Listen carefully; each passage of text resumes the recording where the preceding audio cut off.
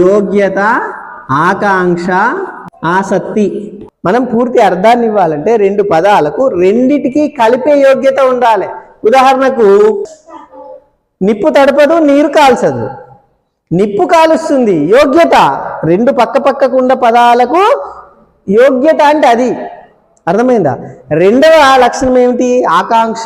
ఇక్కడ నేను వచ్చి వాక్యం పూర్తయిందా? కాలేదు. ఎందుకు కాలేదు? వచ్చి ఇంకేం చెప్తున్నాను? వచ్చి కూర్చున్నాను.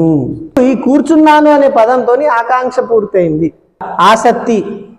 నేను ఇవాళ నేను అన్నా, రేపు వచ్చి తిన్నాను అంటా అనుకో, ఆసక్తి ఉన్నట్ట?